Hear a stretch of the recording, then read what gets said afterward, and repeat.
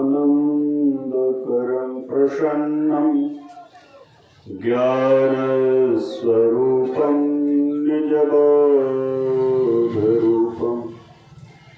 योगीन्द्रयवेद्यं भवरागवर्द्यं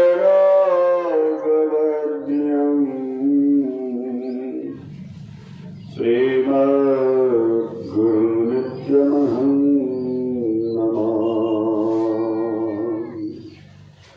श्रीमद्गुरुनित्यमहं नमामि। ध्ययन्ति परिभवग्नमविष्टदोः तीर्थास्पदं शिरविरञ्चिनुतं शरण्यं भृत्यानतिहं प्रणतपाल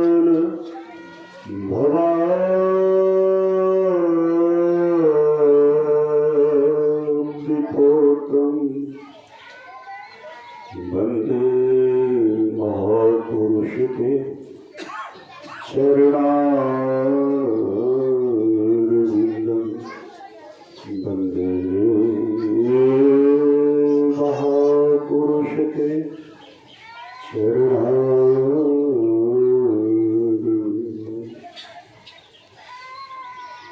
धन्य धन्य सद्गुरु सुखद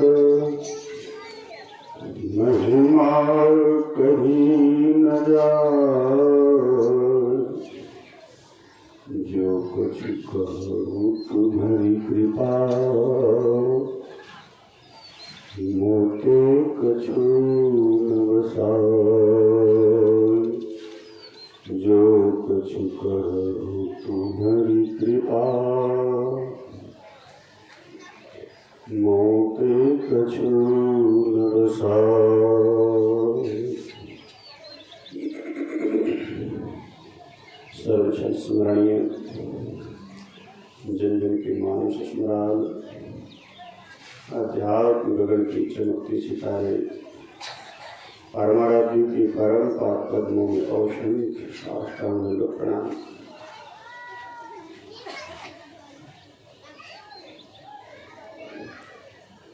व्यासपीठासीन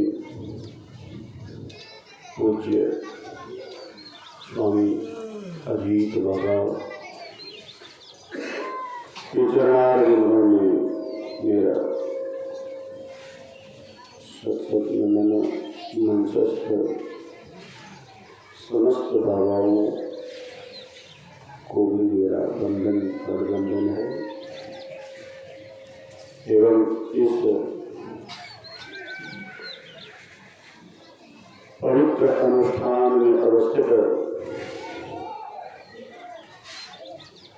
स्वात्माओं सज्जनों माताओं तथा भक्तिमती धर्मशिला बहनों एवं ईश्वरी तारक मंत्र के माध्यम से यत्र तत्र सर्वत्र श्रवण कर रहे समस्त गंडिया ग्रामवासियों सबों के अंतस्थल में सदा सर्वदा रमन करने वाले उस अनंत परमात्मा सदगुरु को सत्सत नमन। अभी आप लोग बहुत देर से संतों के ज्ञान में गंगा में अवगाहन कर रहे हैं। हमें आने में विलंब हुई और ये जो दृश्य देख रहे हैं ऐसा पूरा पूरा विदित भी नहीं था। फोन पर तो बात होती रही, कई कार्यक्रम बीच बीच में जो कभी कभी आ जाता है आवश्यक कार्यक्रम। बाजा पहले आवाज ठीक था, पहले ही आवाज ठीक था। इसको प्रेम करिए, वेश दीजिए, पतला मोटा कीजिए आवाज। हाँ ठीक है। तो अभी विलंब का कारण वही व्यस्तता है। आश्रम में भी साप्ताहिक विशेष कार्यक्रम था। तो चलिए, आप लोग बहुत देर से बैठे हैं, थोड़ी देर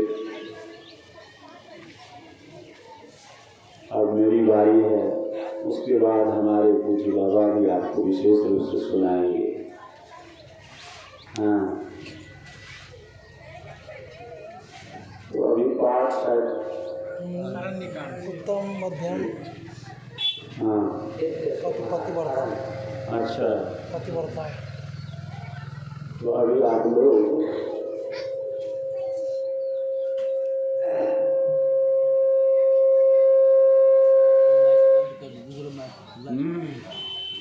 अभी पूरा कम हो गया आवाज। अभी आप लोग सुन रहे थे उत्तम के असबस मन माही नहीं हाँ यार सपने हो आन पुरुष जगनाही। मध्यम पर पति देखहि कैसे भ्राता पिता पुत्र निज जैसे। तो उत्तम स्त्री कैसी होती है? ऐसे पतिव्रता धर्म है। धर्म के बारे में आप लोग इस पंक्ति को, इस पाठ को पढ़ते और सुनते ही समझ में आ जाती है कि पतिव्रता की महिमा है। लेकिन पतिव्रता की महिमा तो है, लेकिन पतिव्रता बनने की जरूरत क्या है, ये भी एक विषय है ना। पतिव्रता की महिमा सुनाने से पहले हम ये सुना देना चाहते हैं कि पतिव्रता बनने की जरूरत क्यों पड़ी। अगर जरूरत समझ में नहीं आएगी, कितना भी महान कार्य क्यों ना हो, वो कोई मायने नहीं रखता है। सत्संग बहुत महिमा रखता है अपने आप में, लेकिन सत्संग करने की जरूरत क्यों मानव के जीवन में है, ये जब तक नहीं समझ लेंगे तो सत्संग बहुत महिमा है तो क्या है।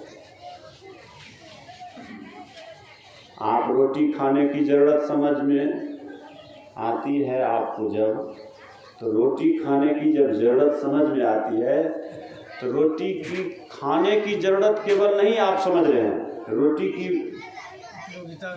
समझ रहे हैं। रोटी की महिमा जानने से ज़्यादा उसकी जरूरत जानकारी हो जानी चाहिए।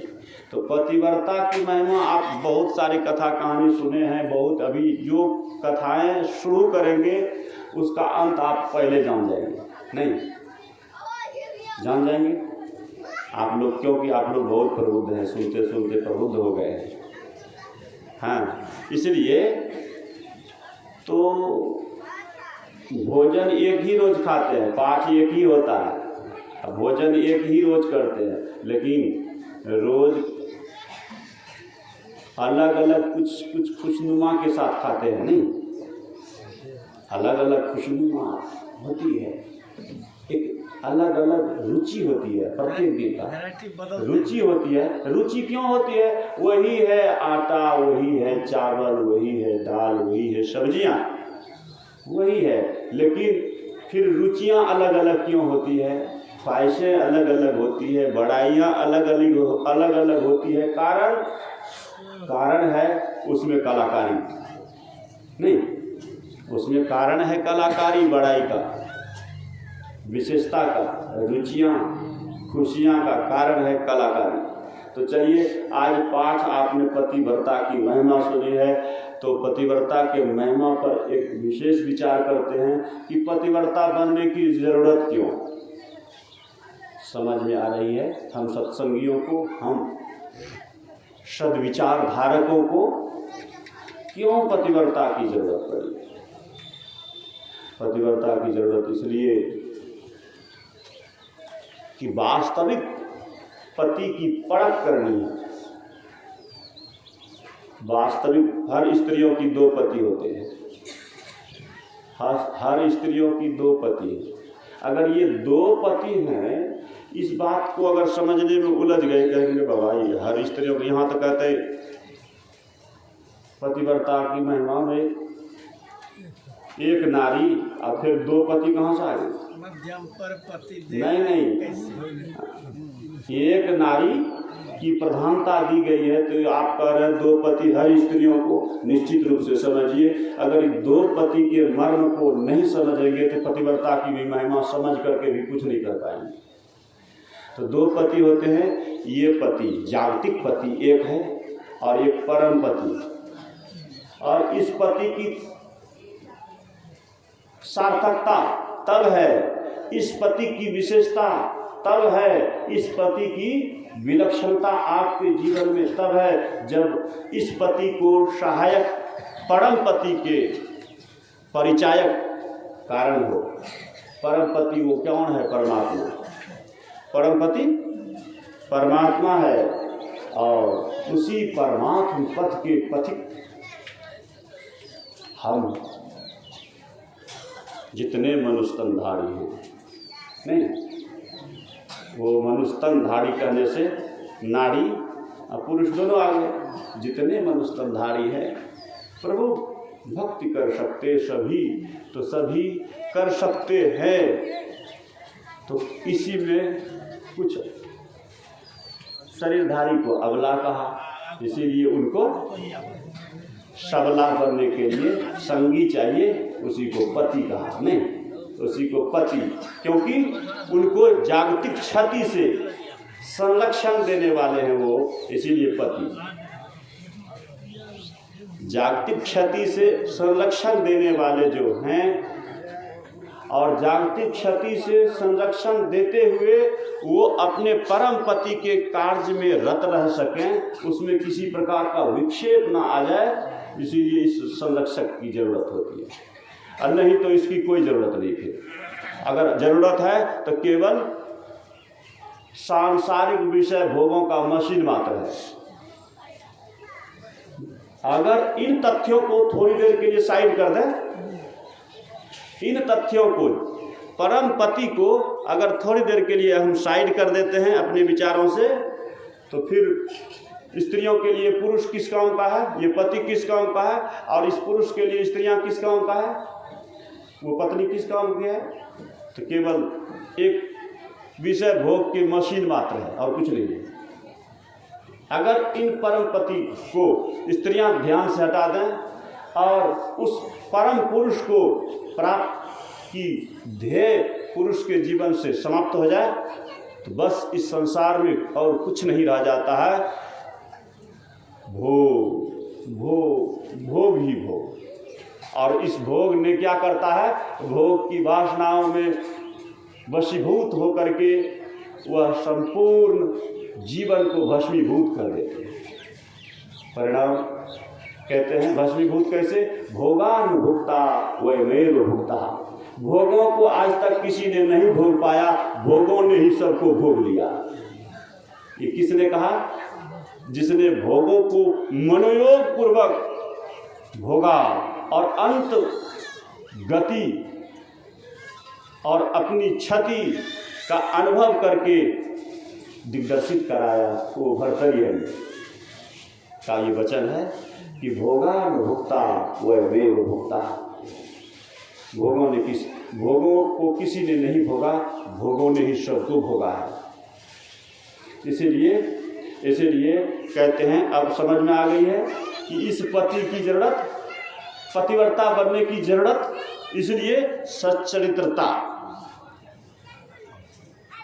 इसमें बहुत जरूरी है। उस परम पति के पथ पर अग्रसर होने के लिए ये सच्चरित्रता, इसलिए उपनिषदकार ने कहा, ना विरतो दुश्चरितान, ना शांतो ना समाहितः, ना शांत मांसवापी प्रज्ञा ने मापिया। जो अपने को दुश्चरित से नहीं बचा पाते, वो इस महान पथ के पथिक बने, ये असंभव है। पथिक बनना तो क्या, इस पथ की ओर झांकना भी संभव नहीं है।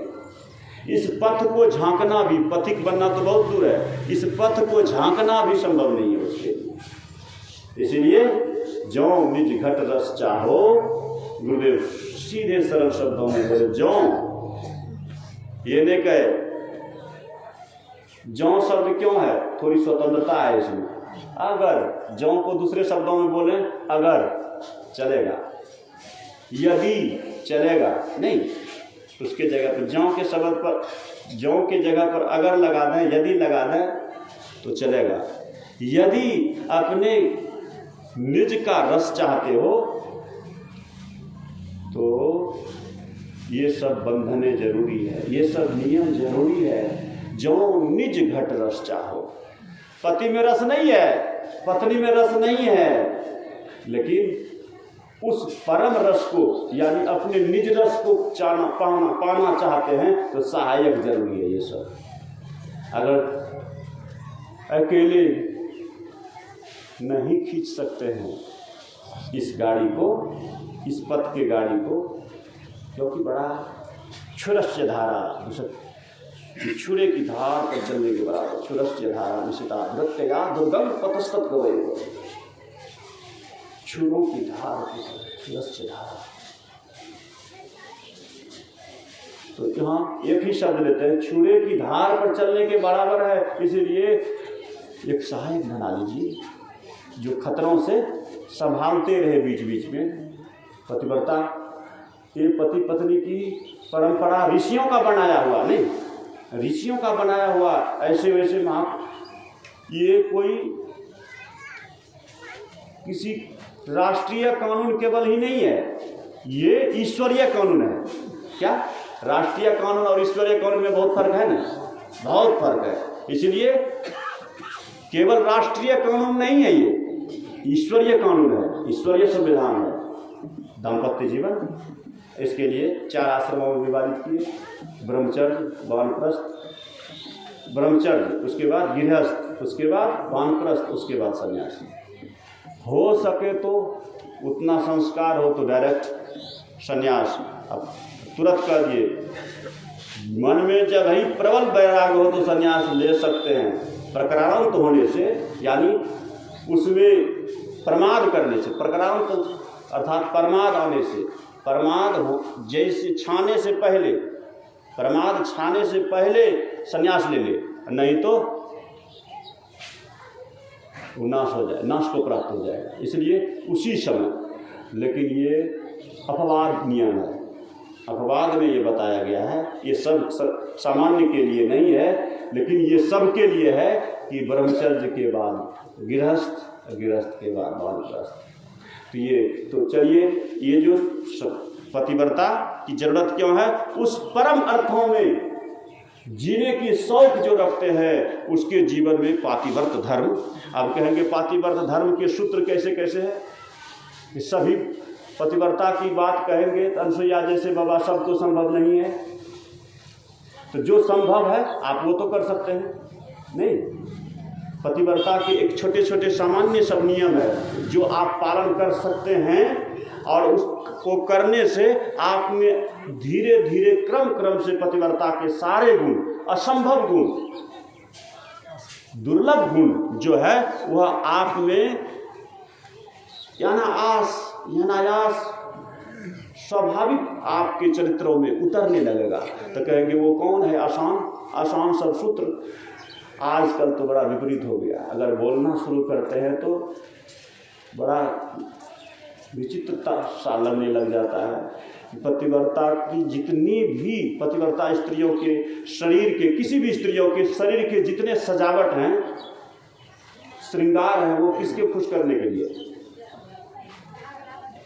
ये किसी माँ से पूछेंगे, सामान्य माँ से जो एक अक्षर नहीं पढ़ने जानती वो भी बता देंगी। ये हमारे भारत की विशेषता है, ये हमारी आर्यावर्त की विशेषता है। किसी भी माँ से पूछेंगे, चाहे सत्संगी हो कि गैर सत्संगी हो, अनपढ़ हो कि विद्वान हो, विदुषी हो, वो कोई भी बता देंगे कि ये आपके जो श्रृंगार है ये किसके लिए है, शरीर का, ये शरीर की सुंदरता और सजावट किसके लिए, खुश करने के लिए। तो सब जानते हैं, सब बता देंगी माँ कि अपने पति के लिए, नहीं अपने पति के लिए। तो आपकी सजावट आपके पतिदेव के लिए है, तो पति के सामने आपको सज धज के रहना चाहिए, नहीं सबर करके रहना चाहिए, अपने शरीर को संवार के रहना चाहिए। लेकिन ये उल्टी प्रवृत्तियां हो गई है, मैं किसी की भत्सना नहीं कर रहे हैं, एक सूत्र देते हैं, अपने आप में अपना स्वाध्याय कर लीजिए। पतिव्रता की महिमा अपने आप दिखने लगेगा, शीशे की तरह से, आईना की तरह से दिखेगा अपने जीवन में।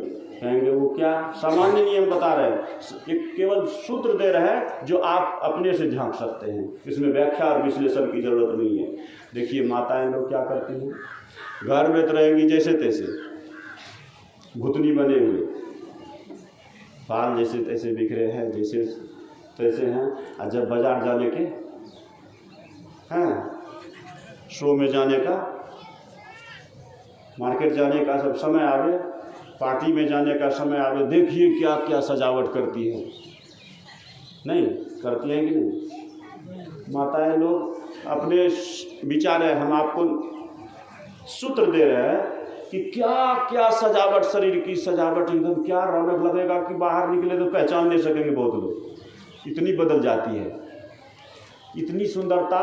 जब आप ही पहले जजमेंट दे दिए हैं, अभी सब बहुत माताएं सर हिला रही थी, हाँ हाँ बाबा सही बोल रहे हैं कि सब सजावट पति की खुशी के लिए होता है। तो जब पति की खुशी के लिए होता है सारे सजावट, तो आप इतने दिनों से जैसे, इतने घंटों से जैसे रह रहे थे, और कुछ घंटे बाद तैयार जब होने की बात आई तो इतनी सुंदरता, इतनी सजावट किसके लिए? रोड पे दिखाने के लिए, किसके लिए ये सुंदरता? तो कहेंगे बाबा तब जैसे तैसे चल रहा है। नहीं बेटे, जैसे तैसे चलने की जरूरत नहीं है, लेकिन ये पतिव्रता का लक्षण दिखा रहे हैं कि आप घर में जितने सुंदर ढंग से सज संवर करके रहना आपको आवश्यक शास्त्र बता रहा है, सिद्धांत दिखा रहा है, वो आप किए नहीं। आप अगर घर में जैसे हैं स्वाभाविक हैं, ये हमारी पुरातन परंपरा रही है कि जो पतिव्रता स्त्रियां होती थी बिल्कुल सामान्य वेश बना करके रोड पर कहीं आवश्यक होती थी। उत्तम के असबस मन माही, उत्तम स्त्रियों, उत्तम पतिव्रता के मन स्थिति में वर्णन कर रहा। उत्तम के अस मतलब ऐसा, उत्तम स्त्रियां ऐसी होती हैं, उसका मन ऐसा, अस बस मन माही, उसके मन स्थिति कैसे होते हैं कि वो जब घर से बाहर चलना होता है एकदम साधारण कपड़े पहन लिया करती थी। पुरातन कथा पढ़िए कि सामान्य कपड़ों में चलती थी और घर में सुंदर ढंग से रहती थी, सज सवर करके रहती थी। क्या ऐसा करना पसंद करती हैं आप? आज की माताएं यहाँ बैठी हैं, कोई ऐसा चलती है? नहीं चलती है। इसका जस्ट उल्टा चल रही है। यही है आपका परिचय। आपके मन, अस बस मन, ये जैसा मन उलट गया है, मन की वृत्तियां उलट गई है, उसी तरह से आपकी प्रवृत्तियां, आपकी स्थितियां दिख रही है। इसलिए मन कैसा होना चाहिए? तो जैसा मन होगा वैसे विचार, वैसे व्यवहार। मन का दशा उलट गया, पतिव्रता से बिल्कुल विपरीत हो गया। जो रोड पर, शो में, बाजार में आप सुंदर बन करके क्या करेंगी? क्या जरूरत है आपको? आपको कोई जरूरत नहीं है वहाँ दिखाने की। जहाँ दिखाने की जरूरत थी वहाँ आप जरूरत समझे नहीं। इसलिए एक सूत्र है, ये सूत्र आप अपने आप में विचारिएगा। एक सामान्य सूत्र है, दैनिक जीवन का सूत्र है। अगर आप पतिव्रता बनना चाहती हैं तो सुन लीजिए। अगर आप भले बाहर वालों को सुंदर नहीं लगेंगे, उससे कोई मतलब नहीं है, लेकिन आपका विचार इतना, आपकी मन स्थिति इतना सुंदर हो जाए तो बाजार, ये संसार को कौन कहे, देवी देवता को भी कचक होने लग जाएगा आपका दर्शन के लिए। आपके दर्शन के लिए देवताएं तरसने लग जाएंगे। ये बाजार के लोगों का, इंसान का क्या कहना है? लेकिन आप कितना भी चमड़े को सजा लीजिए, ये बाल और खाल को सजा लीजिए, सामने वाले दरिंदे मिलेंगे ना कि दर्शक मिलेंगे। क्या समझे? सामने वाले जो होंगे आपके नज़र में आएंगे, सामने वो दरिंदे रूप में नजर आएंगे, ना कि आपके दर्शक रूप में आएंगे। अगर आप सामने वाले को दर्शक के रूप में देखना चाहती हैं कि मेरे दर्शन के लिए वो जिज्ञासु, पिपासु और उत्कंठित हो, तो उसके लिए आपकी सजावट की जरूरत नहीं है। दर्शक वो हो जाए, अगर उसमें ये सजावट नहीं, वो आपकी कौन सी सजावट? तो जिस सजावट पर सदगुरु रिझते हैं, कवन श्रृंगार पर गुरु मोरा रिझते, तकरो न के लिए विचार। आप लोग बहुत बार सुने होंगे, अब बाबा सुना देंगे आपको बहुत बढ़िया बढ़िया भजन। तकरो न के लिए विचार है, तो कहते हैं अगर जिस श्रृंगार पर सदगुरु रिझते हैं और उसी श्रृंगार पर आप विचार कर लिए गहराई से, तो भला सोचिए, जब सदगुरु सरकार को आप पसंद हो जाएंगे तो दुनिया वाले कितने पागल होंगे आपके दर्शन के लिए, होंगे कि नहीं? बहुत होंगे। और इतना ही नहीं, कहेंगे ऐसा किसी ने दर्शन किया, ऐसा किसी ने पागल किया किसी की सुंदरता ने, तो प्रमाण है इतना पागल किया कि केवल पगले ही नहीं बने, ललने बन गए।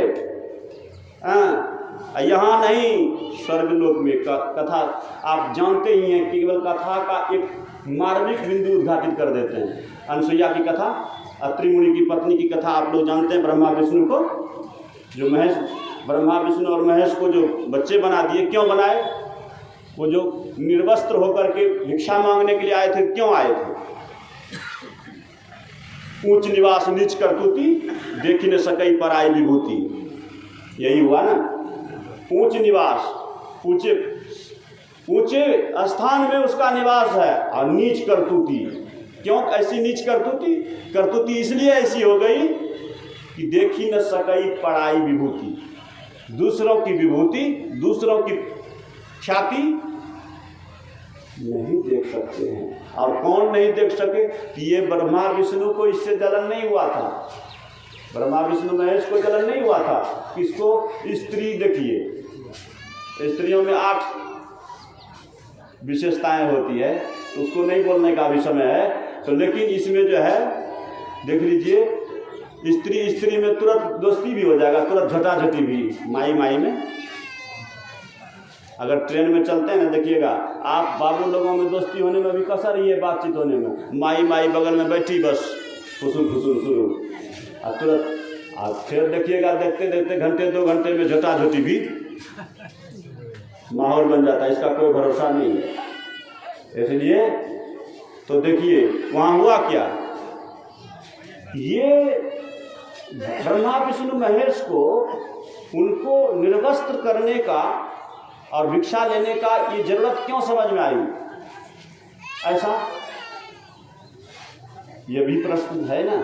कथा तो सुने हैं आप लोग, लेकिन ऐसी वृत्ति क्यों बनी भिक्षा मांगने का? किससे ईर्ष्या? नारी में नारी से। किस कारण से? कारण यहाँ निकला था, कारण है नारद बाबा। यहाँ पर स्त्री में झगड़ा लगाने का कारण नारद बाबा बने हैं, दोनों में झगड़ा लगाने का कारण नारद बाबा बने हैं। मेरे पास एक पुस्तक भारत भ्रमण में मैं जब था, तो वो जगह कौन था जहाँ से ये घटना, जहाँ पर बच्चा बनाया गया था, भारत भूमि का ये भाग है जहाँ बच्चा बनाया गया था, वो जगह भी होगा ना भारत में, वो जगह कौन सा है? तो जगह का भी नाम बताते हैं। जिस स्थान पर अत्रि मुनि की पत्नी अनसुईया रहती थी, इसी भारत भूमि का एक भाग है, जिसका बेंगलोर में एक जगह है, बेंगलोर में एक जगह है, उस स्थान का नाम है राजेश्वरी मंदिर। वहाँ पर बड़ा भव्य और विशाल मंदिर है, जहाँ पर की कुटिया बना करके अत्रि मुनि अपनी भाड़िया के साथ रहा करते थे। उस जगह का वैज्ञानिक रिसर्च हुआ है कि यहीं पर रहती थी अनसुईया, और यहीं पर ब्रह्मा विष्णु महेश उसी जगह पर भव्य शक्तिपीठ बना है। और उसी जगह पर जो है वो आए थे। कौन? देवर्षि नारद ने अपने योग बल से। बेंगलोर शब्द कैसे बना है? मेरे पास एक पुस्तिका है, उसी आश्रम से उपलब्ध हुआ था। वहाँ के जो महंत हैं 8 भाषा के ज्ञाता है। तो बेंद के लूर शब्द से बेंगलुरु शब्द बना है। बेंद के लूर अर्थात लोहे, बेंद के लूर शब्द का अर्थ होता है लोहे का चना बनाना। तो लोहे का चना बनाया गया। बेंगलुरु शब्द वहीं से उत्पन्न हुआ है। इस पर रिसर्च किया और जिस रिसर्च के ऊपर विशेष खोज के बाद वहाँ पर ये शब्द का पर बहुत विचार किया गया, उस एक पुस्तक लिखा गया है। तो उसमें बेंद के लूर यानी लोहे का चना बनाना। तो लोहे का चना बनाए थे देवर्षि नारद ने अपने योग बल से, और उसी लोहे के चना को लेकर के तीनों महारानियों के पास गए और कहा कि माताएं, आप लोग अपनी पातिव्रत बल पर इस चना को सिद्ध कर दीजिए। देख लीजिए देवर्षि नारद क्या कर रहे हैं कि आप अपने पातिव्रत धर्म के बल पर इस चना को सिद्ध कर दीजिए, सिझा दीजिए। अब बताइए, वो तीनों महारानी बारी बारी से तीनों के पास गए देवर्षि नारद। तीन में से कोई उस लोहे के चना को सिद्ध नहीं कर सका इस चना के तरह से। भला कैसे हो सकता है? नहीं कर सके। लेकिन एक बात लगा दिए थे क्या, आप अपनी पातिव्रत धर्म के बल पर इसको सिद्ध कर दीजिए। ये बारी बारी से तीनों के पास गए लेकिन नहीं हो सका। फिर उस चना को लेकर के आए यही भारत भूमि भाग बेंगलुरु स्थान पर। तो कहते हैं कि वहाँ जब पहुँचे, अत्रि मुनि की पत्नी अनुसुईया वहाँ विराज रही थी और वहाँ पर उस अपने कमंडल को लेकर गए कि माता इस चना को आप अपने पातिव्रत धर्म के बल पर इसको सिद्ध कर दीजिए। अब देखिए चना क्या है वो मायने नहीं रखता है, लेकिन वहाँ पातिव्रत शब्द आया है सामने, तो पातिव्रत धर्म को चैलेंज है ना। तो पातिव्रत धर्म के बल पर माता इसको सिद्ध कर दीजिए। तो कुछ नहीं बोली, हाँ दीजिए देवर्षे दीजिए लिए, और उस चना को अपने हाथ में लिए और कुछ ही क्षण अपने पति का ध्यान किए। हे नाथ, अगर एक क्षण के लिए भी तन से, मन से और वचन से हमारा पातिव्रत धर्म एक क्षण के लिए भी अगर भंग नहीं हुआ है, ये चना सिद्ध हो जाए। पतिदेव के कमंडल में उसको डाल दिए, हाथ में लिए और यही इन्हीं वचनों को आंख बंद करके चिंतन करते हुए अपने पति के कमंडल में डाल दिए, डाले और निकाल लिए और उसको दे दिए। उसी जो हम लोग चना का अंकुरी खाते हैं ना, हाँ, उसी चना के तरह से सिद्ध हो गया। उसको उठा करके दौड़े दौड़े भागे, नारायण नारायण करते हुए देवर्षि नारद चले। तीनों महारानियों के पास बारी बारी से गए, कह कि माते ये देखो, धन्यास्तु ते भारत भूमि भागी। कहते धन्य है वो भारत भूमि का भाग माते, जो तुमसे नहीं हो सका। वो धन्य है मृत्यु लोक, जिस लोक को दुखालय कहा करते हैं। महापुरुषों ने दुखालय कहा है, धन्य है वो धन्यास्तु ते भारत भूमि भागे। हे माते, वो भारत भूमि का वो भाग्य धन्य है, वो भाग्य धन्य है जिस स्थान पर पहुंचने से ऐसी पतिव्रता मिली, जो देखो ये जना को सिद्ध कर दिया। एक एक करके तीनों को दिखाया कि बस नीच करतूती का विचार मन में उद्भव हो गया, देख ही न सकई पराई विभूति। उसी समय से जलन शुरू हो गया, उसी समय से जलन, ईर्षा के जलन में, दाह में वो तपित होने लग गई। और वहां से अब वो अपना षड्यंत्र शुरू कर दिया। अपने तीनों महारानी, अपने तीनों महादेव, उस देव से कहा कि जल्द से जल्द, आप जानते हैं सृष्टि में हम विशेष हैं, आप विशेष हैं, वो विशेष कैसे हो गई? उस मृत्यु लोक में रह करके जिस लोक के लोग हमारी घंटी बजाते हैं, मेरे दरवाजे खटखटाते हैं, और उस लोक में रह करके और मेरे लोक से भी आगे निकल चुकी है, उसको जल्द से जल्द सामान्य बना करके आइए, यही मेरी मांग है। ये सामान्य में सीधे कह दिए, लेकिन कोई भी स्त्रियां ऐसे नहीं कहती अपने महान कार्य के लिए, अपने महान लक्ष्य को पूरा करने के लिए। इसके लिए बहुत सारे षड्यंत्र, ये सब देव इतना आसान से नहीं मानने वाले थे, इसलिए ढेर सारा क्रिया चरित्र करके दिखाया और उसको लाचार किया डायरेक्ट बोल करके कि उनको, उनके सतीत्व को सामान्य बना करके आइए और जल्द से जल्द आइए, तभी तो हमें चैन मिलेगा, और हमें चैन तभी आपको भी चैन। नहीं, आपकी धर्मपत्नी अगर अशांत हो जाए तो आपको रोटी खाना मुश्किल हो जाएगा। तो वही दशा उन तीनों देव का हो गया। और आए, कहा कि क्या करें हे भगवान? तो कहा कि उनके साथ कोई विचार, कोई गलत विचार उद्भव करना संभव नहीं है, उनके पास टिकना नहीं है संभव, लेकिन ये षड्यंत्र रच दे कि दूसरे पुरुष को अगर वो नग्न अवस्था में देख लेती है या उसको वो देख लेती है तो पतिव्रता धर्म समाप्त हो जाता है। इसलिए कि मानस में आया है, जब माँ सीता को हनुमान जी कहे कि माता आप बैठो मेरे कंधे पर, और जहाँ 1 सेकंड लगेगा हमको वहाँ पहुँचाने में, अगर आप इतने दुखी हो तो। सीता अपना दुख व्यक्त किए, अगर आप इतने दुखी हैं तभी हम लेके चलेंगे, और ये लंकेश कुछ नहीं कर सकेगा मेरे सामने, मैं अकेला काफ़ी हूँ। कहा नहीं, यही तो नहीं हो सकता, मेरे नाम तो जब तक नहीं आएंगे, ये मेरी व्यवस्था है, हम किसी पुरुष के स्पर्शन कर सकूं ये मेरे बस में नहीं, ये शरीर किसी अन्य पुरुष का स्पर्श नहीं कर सकता, ये मेरी व्यवस्था है। वत्स समझो वहाँ पे, यानी किसी अन्य पुरुष का स्पर्शन मना है, दर्शन उस तरह का मना है। किस तरह का दर्शन? जैसा दर्शन वहाँ करना चाहते थे वो नग्नावस्था में, कहा कि निर्वस्त्र होकर के दो। आप लोग इस कथा को जानते हैं, लेकिन वो समझ गए कि ये देव नहीं, मतलब ये कोई भिक्षु नहीं हो सकता, क्योंकि भिक्षु को भिक्षा से जरूरत होती है, उसको मेरे शरीर से क्या जरूरत होगी। ये भिक्षु नहीं, कोई छलछदमी है।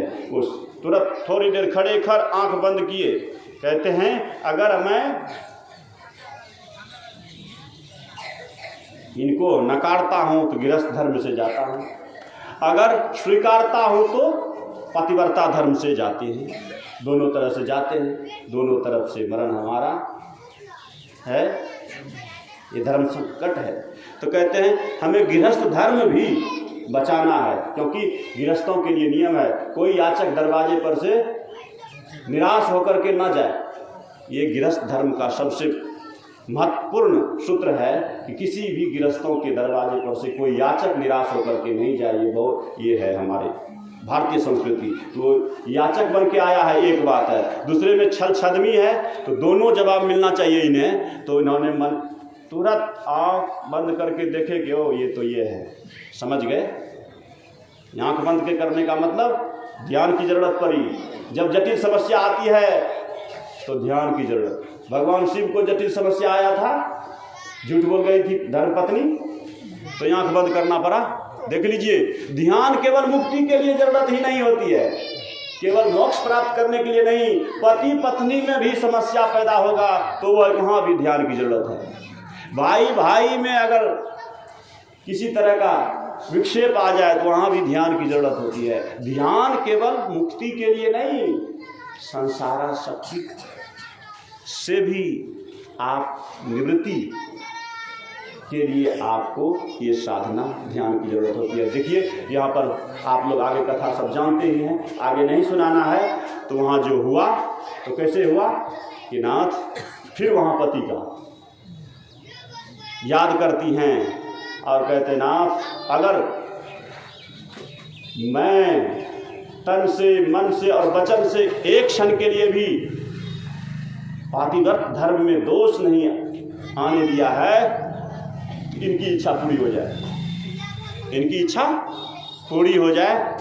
बस मन में विचिंतन किए, आज कमंडलू से जल लेकर के छिड़क दिए, इसे छीट दिए अपने ऊपर, ऐसे छीटे उसके ऊपर भी चला गया। और जैसे चला गया वो 6 महीने का लिहा करने लग गए, और ये निर्वस्त्र हो गई। 6 महीने के बच्चे के सामने माँ वस्त्र कर रही थी, वस्त्र में नहीं रहे, दोनों बात बराबर है, खिलाने लग गए। तो आप लोग कथा जानते ही हैं। तो ये कैसे हुआ?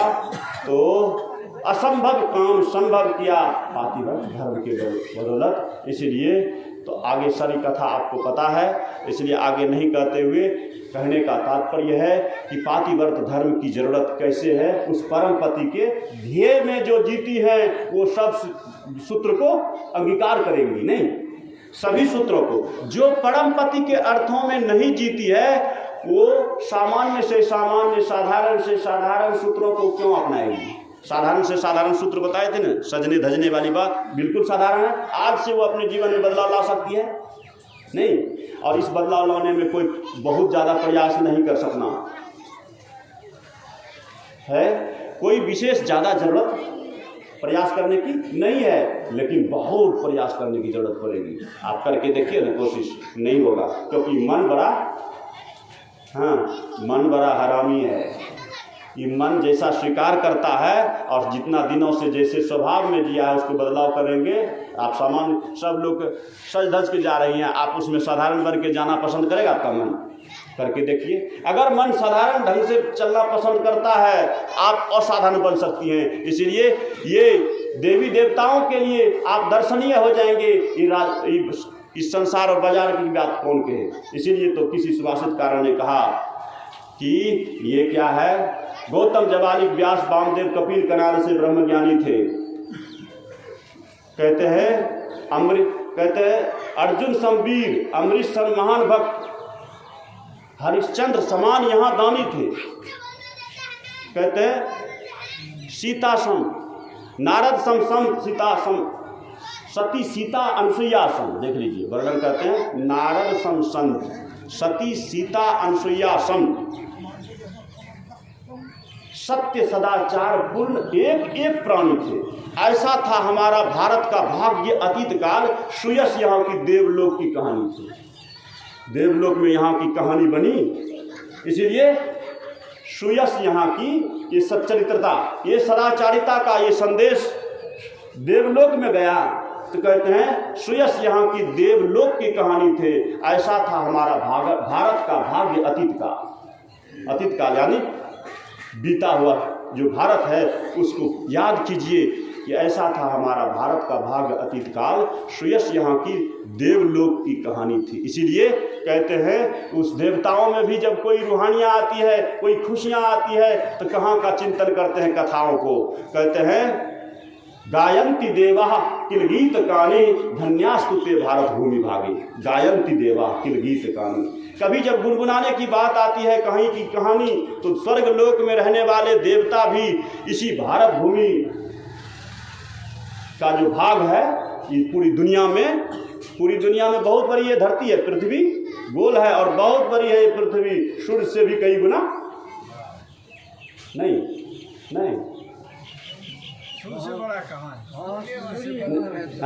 सूर्य ही बड़ा है, उल्टा हो गया। तो कहते हैं ये पूरी दुनिया हाँ सुनिए। तो इस भूगोल में जो धरती है, इस धरती में जो भारत भूमि का भाग है, सुनिए भारत भूमि का भाग है। इस धरती के जगह पर हम सूर्य के जगह पर धरती बोल दिए, तो कहते हैं कि इस भारत भूमि भाग शब्द आया है श्लोक में, भागवत में श्लोक आया है कि धन्यास्तुते भारत भूमि भागे। कहते हैं यहाँ की कहानी को गुनगुनाते हैं, यहाँ के गीत को गुनगुना करके देवता आह्लादित होते हैं। सोचिए हम कहाँ पर हैं। इसीलिए गुरुदेव का वचन आया है यहाँ पर कि ये भारत के भूमि भाग में ये विशेषता क्यों आई है। सूर्य की किरण, सूर्य की एक पवित्र किरण है। जैसे मधुमक्खियों में एक रानी मक्खी होती है, गुरुदेव का वचन है, ये प्रवचन को पढ़िएगा। तो रानी मक्खी होती है जैसे मधुमक्खियों में, उसी तरह से सूर्य की किरणों में से एक महत्वपूर्ण किरण है, जो पवित्रतम किरण है, वह किरण केवल भारत भूमि भाग पर ही पड़ता है। इसी के लिए कारण ये भारत भूमि की एक ऊर्जा, ये अध्यात्म ऊर्जा, ये विशेष ऊर्जा इस भारत भूमि भाग में ही उपलब्ध है। इसीलिए ये कहते हैं कि धन्यास्तुते, ये धन्य है भारत भूमि भाग, जो देवता भी तरसते हैं यहाँ की दृश्य, यहाँ की कहानी, यहाँ के प्रसंग को सुन करके। तो हम आप यही हैं। तो इसलिए इन सारी विशेषताओं का, विलक्षणताओं का महानता कहाँ है? उस परम अर्थों में जीना है। इसलिए तो कहते हैं अपने परम अर्थों में उस परमात्म पथ के पथिक बनने का अगर शौक रखते हैं तो इन छोटे छोटे बिंदुओं को आप सावधानी पूर्वक उस पर बरतेंगे तो निश्चित रूप से पातिव्रत धर्म, ये तो पतिव्रता की बात रही, तो पतिव्रता स्त्रियों के लिए, पुरुष के लिए फ्री। माई लोग कहेंगे कि पतिव्रता पर इतना जोर दिए बाबा, अब पुरुष को सब फ्री न है। नहीं, एक पत्नी कहते हैं, एक पत्नीव्रता, जैसे पतिव्रता की अनसुईया कहानी है, और पत्नीव्रता में भी कथा है। एक महाभारत आप जानते हैं, एक व्यास का लिखा हुआ महाभारत है, एक जैमिनी ऋषि का लिखा हुआ महाभारत है। तो जैमिनी ऋषि के महाभारत में एक पत्नीव्रता की कथा आती है, जो सुधन्वा, पत्नीव्रताओं में उसकी कथा है, जैसे अनसुईया की कथा है। तो सुधन्वा नाम का एक पात्र हुआ है, जो उन्होंने जैसे पतिव्रता के बल पर अनसुईया ने अपना सारा चमत्कार करके दिखाया, तो वो पत्नीव्रता होने के पावर के आधार पर भगवान कृष्ण को भी बंदी बना लिया इन कथाओं को पूरा सुनाने की।